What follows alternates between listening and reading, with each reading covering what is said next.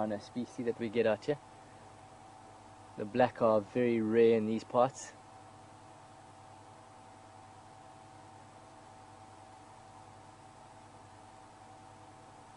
Moving around this again. That's ready to do. Let them walk out of frame and then.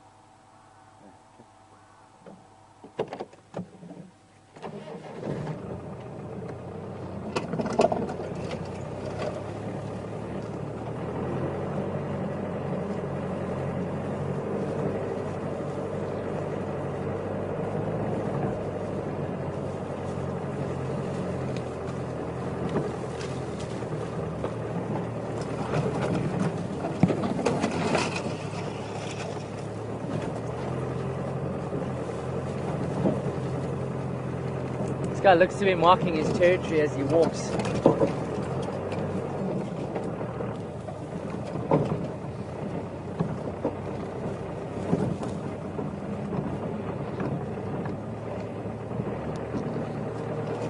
Looks like he's heading back towards sort of Impala Plains, but at a very different angle. You cut straight through the block.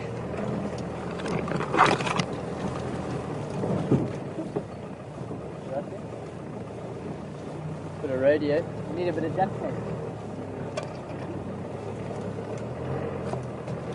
He's busy marking.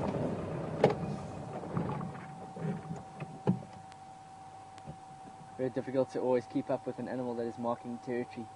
He's got one thing in mind, and that is protect his area.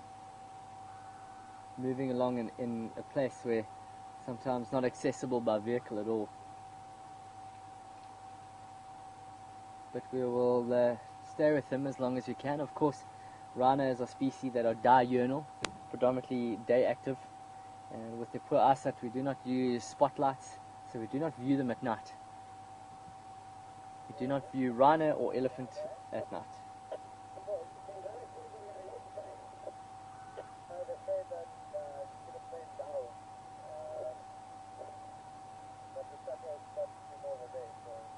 Apparently lions are down at Cheetah Plains.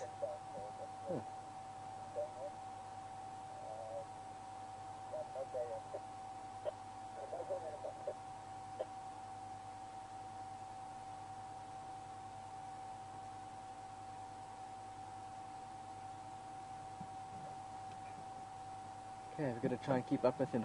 He's moving pretty quickly. You would never think such a big creature would be easy to lose, but I can tell you now, in this type of vegetation, very easy to lose a rhino like this.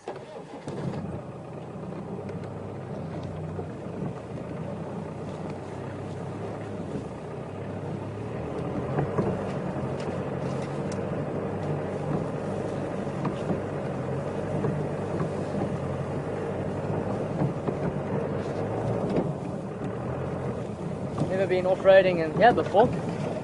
Sure, lots of holes and tree stumps, and I don't know how long we're going to be able to follow this guy for.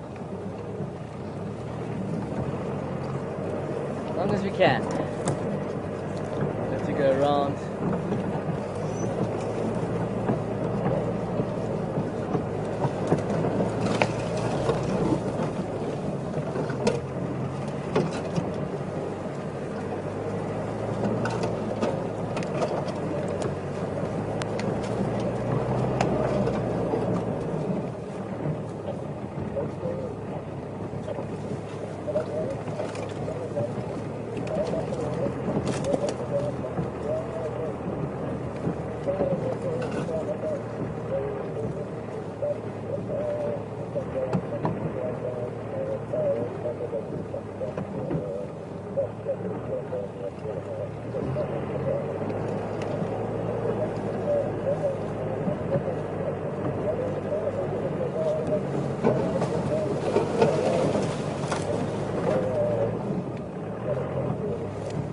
Sure.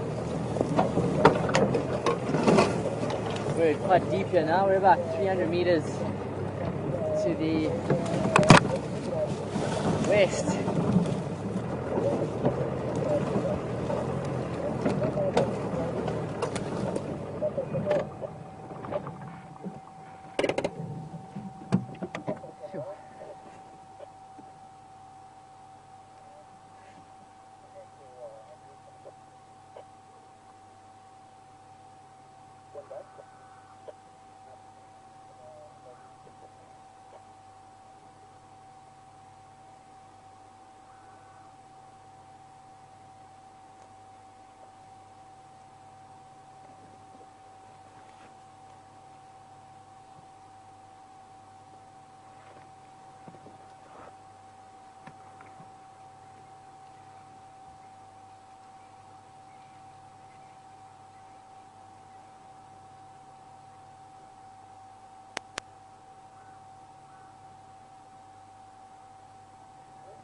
What an amazing sight this is. We've got the sun setting. Beautiful large white rhino bull walking straight west into the sunset. Amazing light on him. We are all alone out here. No one for miles.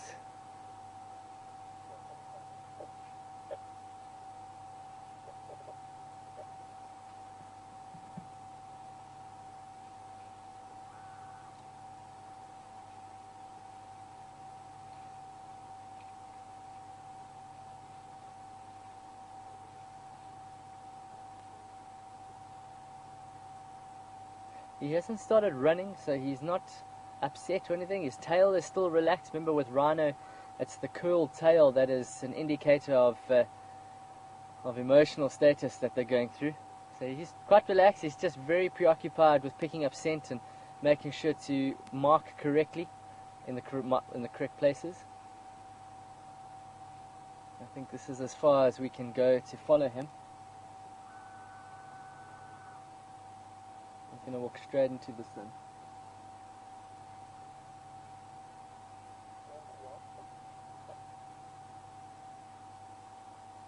And our last update for the evening, you are watching Safari TV. And we've just been sitting with a rhino bull for about 10-15 minutes. And my name is Jared, with Catherine on camera and Alex in final control. You'll be watching us as we head out live here in the Sabi Sands, South Africa.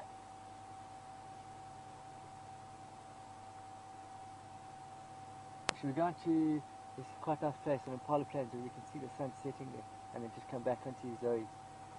Better get back onto the road though.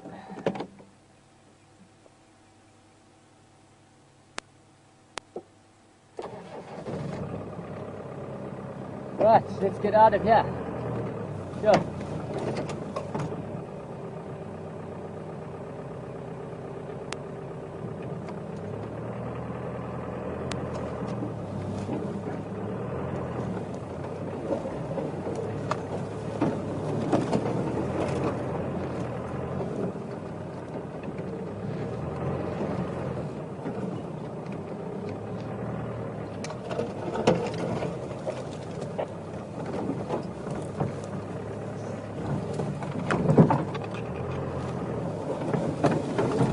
I'm leaving this one slowly mobile northwest. Should be coming out towards Impala Plains, leaving open lock.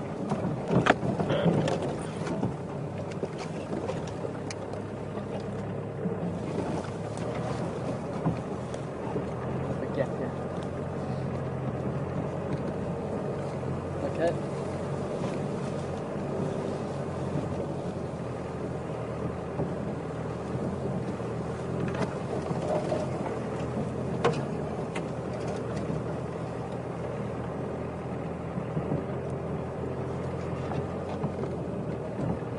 Pam. Hi there, Pam. Pam is just asking about, do you ever see small termite mounds? It's got to be a starting point. You do, Pam. You do.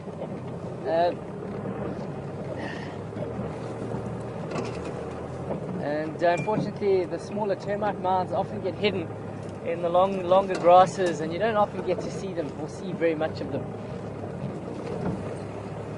That's why we don't stop for them, but we do see them, and often they also get trampled over by a lot of species, broken open when they're very, very small.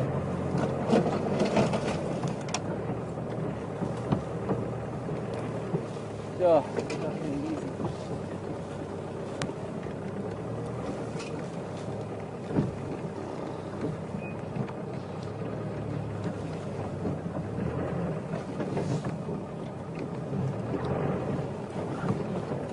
Oh, look at the size of that hole. Goodness me, that is huge. That's an old warthog burrow.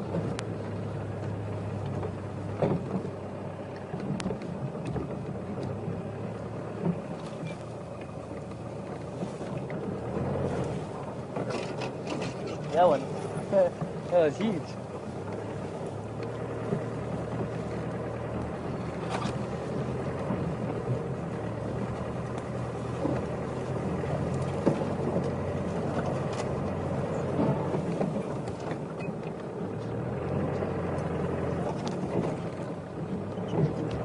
I'm all alone, folks. Catherine's fallen off a long time. She got fed up and started walking home.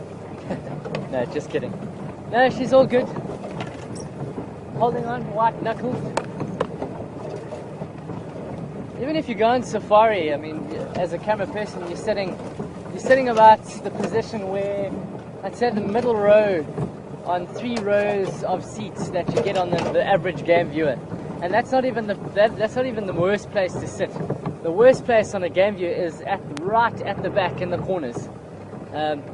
Obviously, because every bump is exaggerated hugely that far back. So if ever you go on a safari, do not sit on.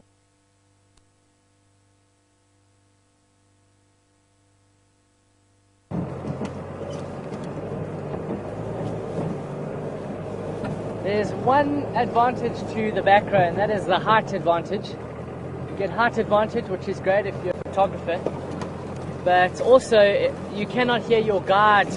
If your guide is very soft voiced, he's going to have to shout all at the back just so you can hear what the guys in the front row are hearing normally. So the back row, very bumpy, unless you want a backache or you want to have a bit of fun.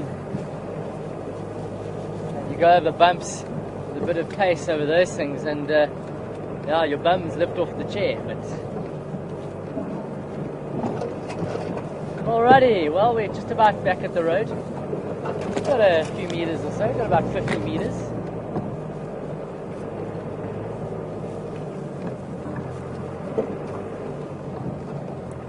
What's that? I didn't get that.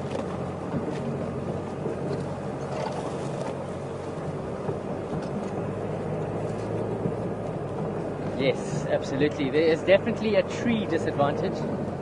Like in the beginning, I used to make a joke to the guests when they got in the vehicle, and I say, if I'll be putting my hand up, saying, watch out for the branches, so that if you're looking around, you know that there's a branch coming to duck.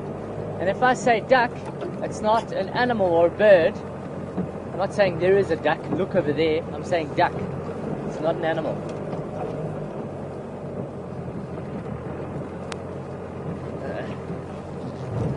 So yeah, very much so. And I've seen guests often on that back row get scratched to bits if they are focused on looking elsewhere, and the guide does not tell or look out for the low branches. Man, that guest could get seriously hurt. I know one of the guys at Chitwa, he got hurt badly. He was sitting on a game viewer, and he was looking around, and as he turned, this thorn branch ripped across his face, and he's still got huge scars across his eyes and his forehead, big scars.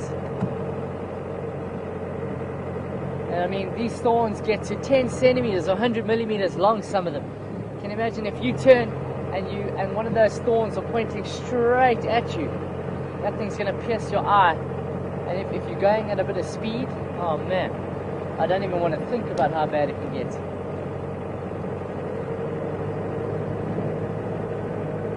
So there are a lot of disadvantages to the back seat. I suppose if you've got a full vehicle, then you've just got to play a bit of musical chairs every now and again, and you've got to give everyone a chance to sit front row, middle row, back row. Hey? I'm trying to try and get into a position where we can see the sun setting here. Just move up a bit to this open area here, just towards Philemon's cut line.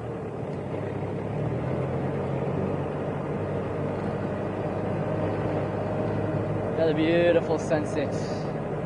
Another day ends here in the African bush. Ah, there's Mr. Korhan. That is a Mr.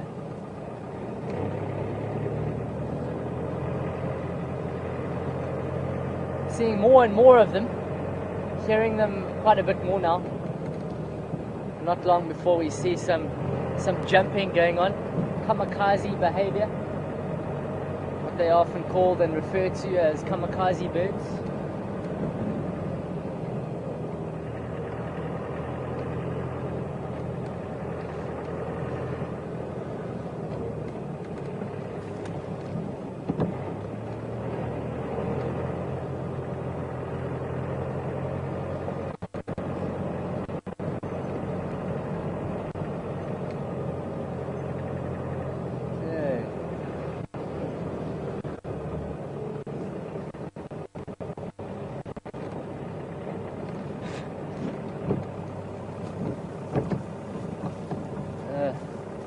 greatest. Not the greatest, but unfortunately there's quite a few tall marulas and terminalias out here, silver cluster leaves. We're going to have to see it through a few branches.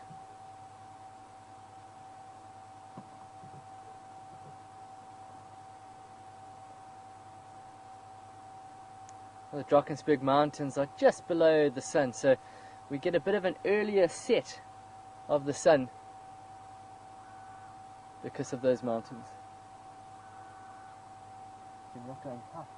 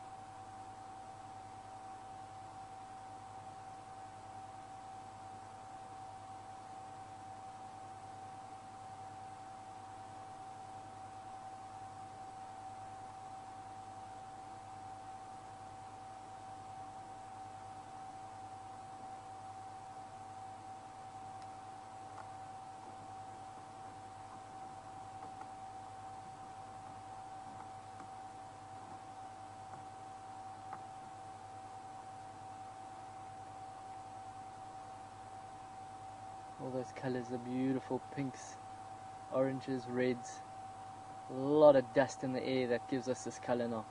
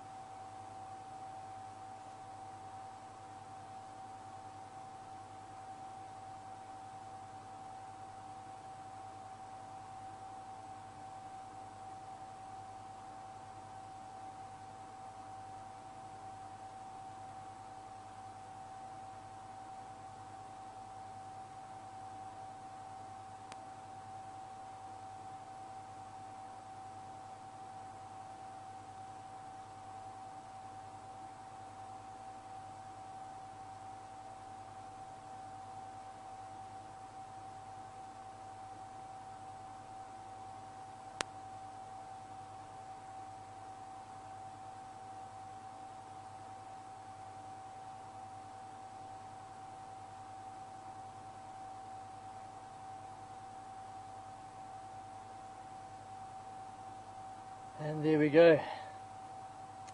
One of life's beautiful moments as the sun dips until tomorrow morning. Fantastic stuff. Temperature starts dropping, light fades quickly, nocturnal life starts moving around a bit now. This is my favorite time of the day. It's dusk. Gotta stop and enjoy these moments in life. Life is too short.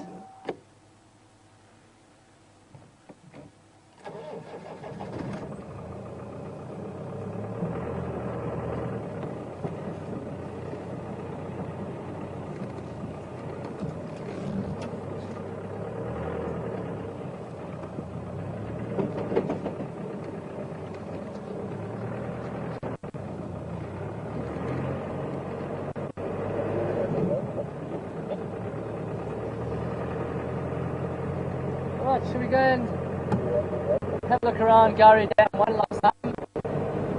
Now that the sun has set, maybe one of the boys is moving around there. Got about 20 or so minutes left.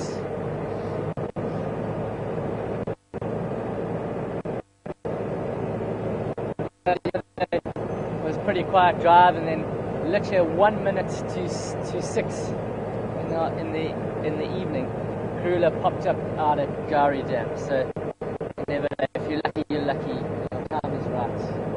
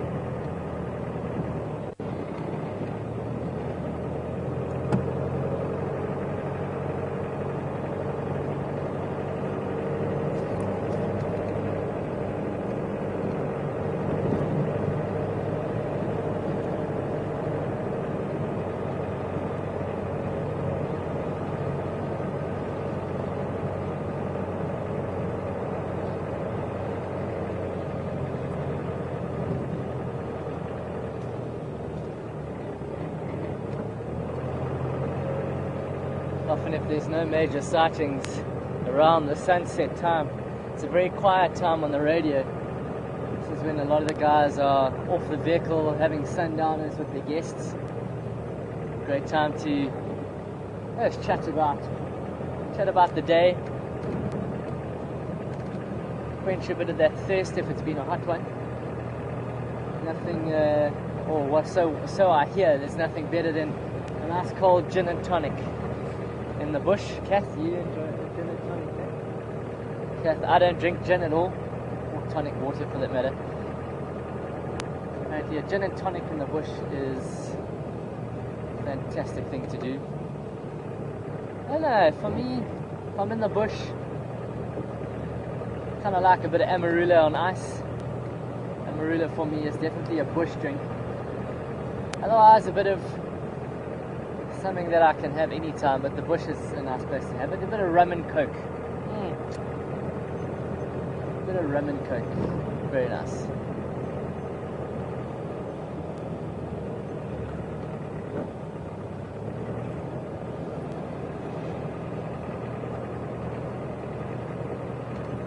Sitting somewhere over the river. I remember my brother and I, when we had just turned 18, had our driver's licenses, just got them, and him and I came to the Kruger Park on holiday together, just the two boys. And I mean, we're not big drinkers or anything like that, but we sat overlooking. I think we were camping at Lower Sabi, one of the camps in the Kruger. It's an amarula on ice, and it was just like the perfect setting. Just watching over the Sabi River there. Fantastic stuff.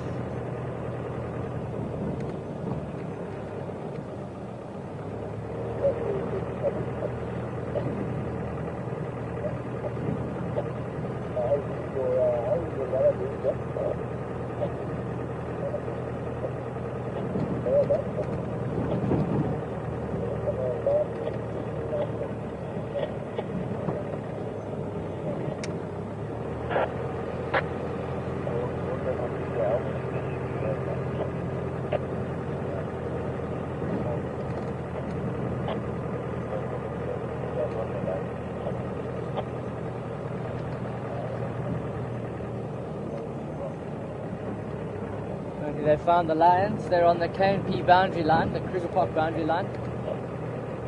So quite far.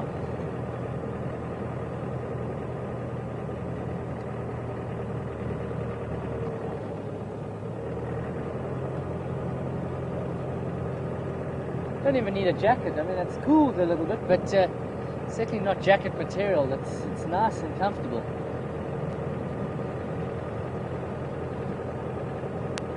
Very nice and comfortable. Captain's only got one jacket on. Only one jacket on and one jacket on her legs. Yeah.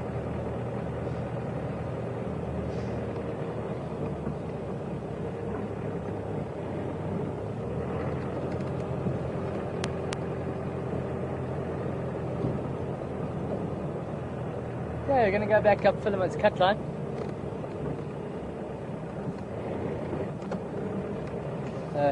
Back up towards quarantine from Philemon's cut line.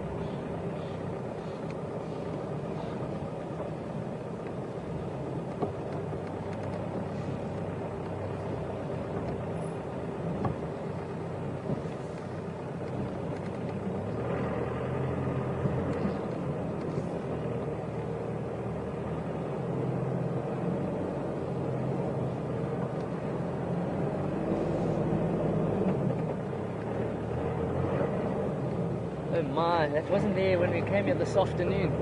Huge snake track across at the bottom of Philemon's dip.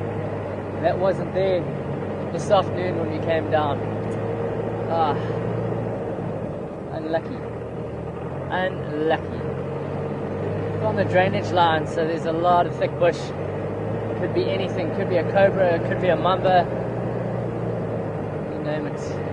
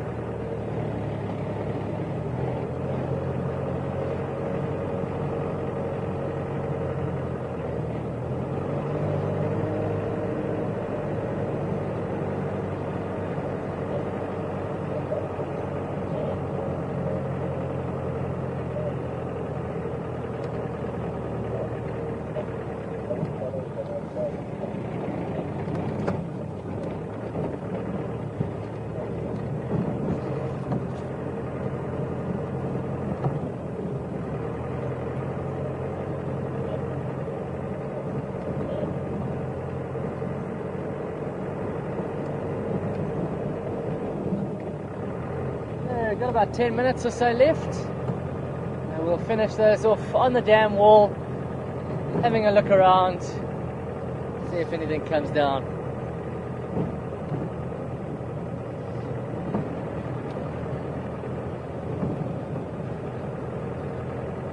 Been having the water buck coming up from the dam every afternoon, coming into quarantine. See the impala have already made their way.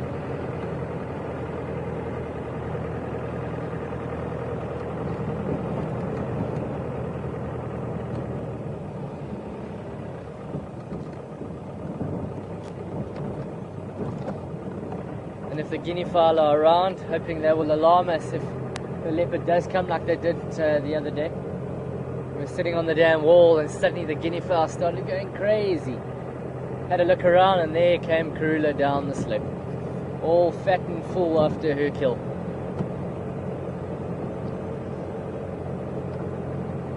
Now there was a lot of speculation as to, some people didn't believe me when I said that was Karula, but certainly there were no testes behind there that we could see. Definitely was Karula.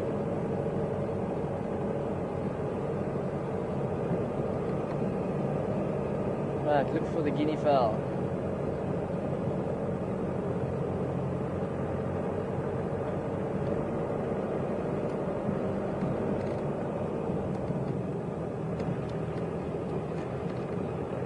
Oh, they're already perching in the trees. They're already starting.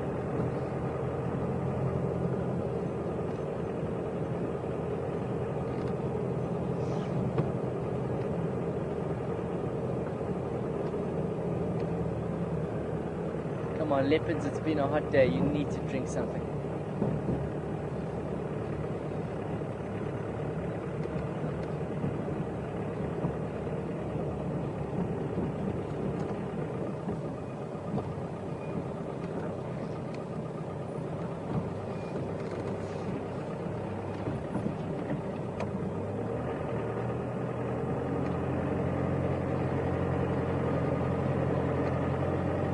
They're just coming down, walking. They're also taking up the tree here.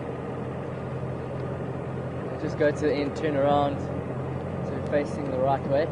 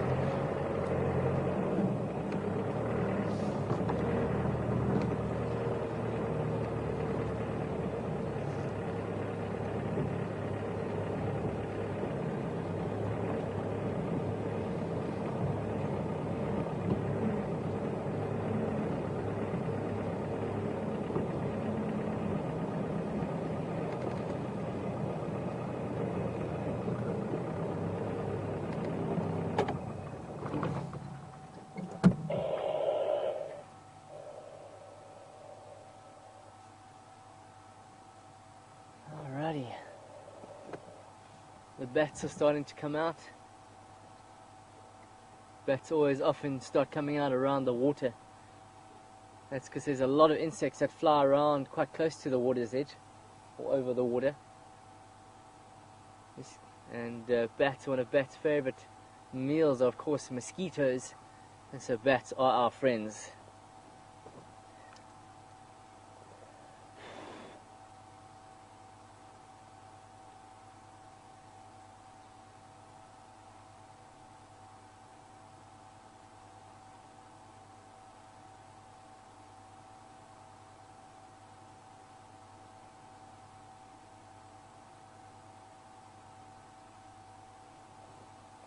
The hippo sitting quite chilled in the pool.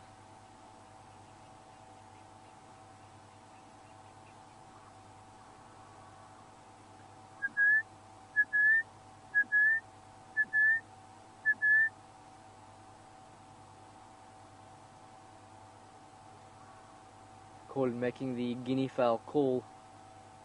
Seems as if they've got a foolproof perching position on the end of that acacia, but they just better be careful, because the more they try and perch as close to the end as possible, the more that branch is going to break.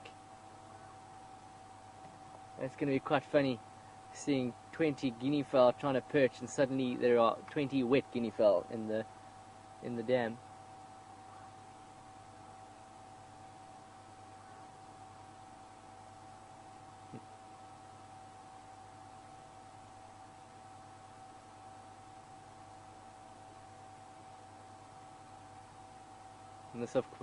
And this of course, perching on the end of this branch is essential for survival. They've got to perch as close to the end where the branches are as thin as possible, so even if a leopard were to get up into that tree, a leopard is way too heavy to try and get to them. And they're perched over the water. That's a pretty good place. It's a pretty good place. Well done, guinea fowls. Obviously, because they were used to perch in this jackalberry just off here. Oh, sorry, Tambuti. Jackalberry or Tambuti, I can't see into that. On the other side, and it's a big tree. Both Misha and Duna found it very easy to catch them like that.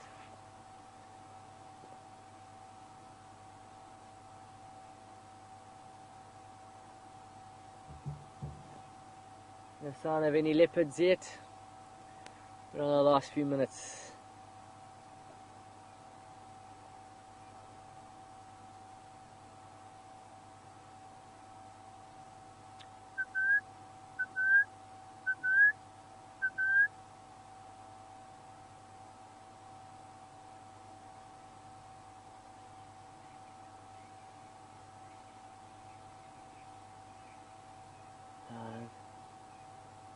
Last remaining diurnal bird species calling, just making sure that females are with them, establishing their territory before they roost at night. Tomorrow morning they do the same thing.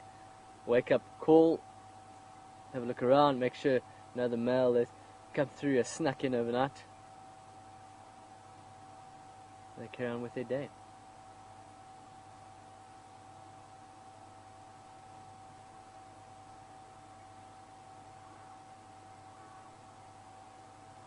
Alrighty, well, until tomorrow,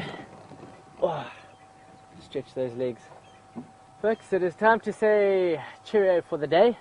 Thank you very much for those that sent in some questions. It's been a pretty good afternoon. Had the rhino late towards sunset and the buffalo early in the afternoon. And thanks again for joining us, and Kath for camera and Alex in final control.